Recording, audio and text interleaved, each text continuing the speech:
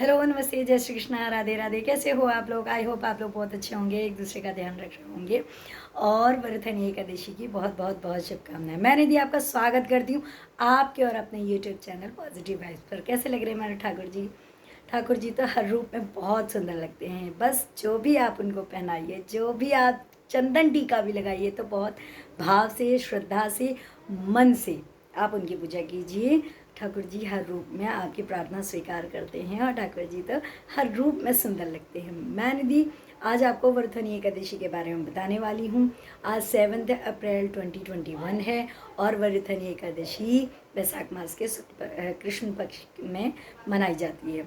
वरथनी एकादशी में क्या क्या महत्व है? भगवान मधुसूदन से जब राजा युधिष्ठिर ने पूछा कि भगवान आप मुझे इस व्रत में इसका वृत्तांत, महत्व, फल की प्राप्ति क्या होती है, आप इसके बारे में बताइए। तब ठाकुर जी ने, भगवान श्री कृष्ण जी ने युधिष्ठिर को कह सुनाया, उनको इसका महत्व बताया। 10,000 वर्षों तक की किए गए तपस्या के फल के बराबर वरथनी की एकादशी का व्रत करने से फल की प्राप्ति होती है। राजा मानधाता और धुंधुमार नामक राजा ने इस व्रत को करने से स्वर्ग पद को प्राप्त किया, उन्हें मोक्ष की प्राप्ति हुई। सबसे इम्पॉर्टेंट बात, इस व्रत में दान बहुत बहुत बहुत महत्वकारी है। सबसे बड़ा दान तो घोड़े हाथी से बढ़कर तिल का दान होता है, तिल के दान से भी बढ़कर स्वर्ण का दान होता है, स्वर्ण के दान से भी, सोने का दान ना, सोने के दान से भी बढ़कर आप अन्नदान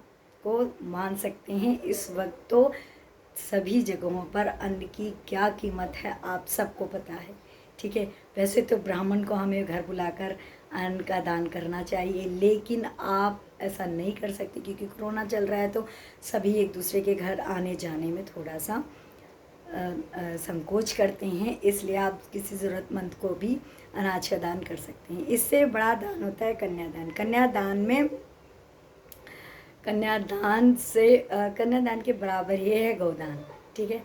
कन्यादान से बढ़कर इस धरती पे कोई दान नहीं है। शास्त्रों ने भी ये बात लिखी हुई है, ठीक है। तो आपको करना क्या है? सबसे पहली चीज़, आप पहले के ज़माने में लोग बोलते थे ना कि कन्या के घर का, बेटी के घर का पानी भी नहीं पीना, बेटी के घर का खाना भी नहीं खाना, बेटी के घर की कोई चीज़ यूज़ नहीं करनी। पर आज के टाइम पे कहाँ है ऐसा? दूर दूर लोग जो रहते हैं वो अपनी ज़रूरत की चीज़ों को लेकर इतनी दूर सफ़र नहीं कर सकते हैं, इसलिए वो बेटी के घर की चीज़ों का यूज़ करते हैं। और करना भी चाहिए, समय थोड़ा सा चेंज हो रहा है, लेकिन अगर आप इन बातों पे यकीन करते हैं तो कोशिश कीजिए कि बेटी के घर का धन आपकी किसी भी काम में यूज़ ना हो, क्योंकि इससे आपके द्वारा किए गए पुण्यों की का क्षय होता है और आपके द्वारा किए गए पुण्य उनका सब बराबर लेवल हो जाता है ना। तो इसके अलावा मैं आपको बता दूं कि एक दशमी वाले दिन से ही आपको क्या करना है। कांच के बर्तन में एक तो कुछ भी खाना नहीं है। नॉनवेज जो लोग खाते हैं उन्हें नॉनवेज नहीं खाना, ड्रिंक तो बिल्कुल भी नहीं करना है। इसके अलावा एकादशी के दिन आप सुबह सवेरे जल्दी उठकर नहा धोकर आप पूजा कीजिए, आराधना कीजिए, भक्ति कीजिए और पीले फूलों को चढ़ाइए, पीला चंदन अर्पण कीजिए भगवान जी पर।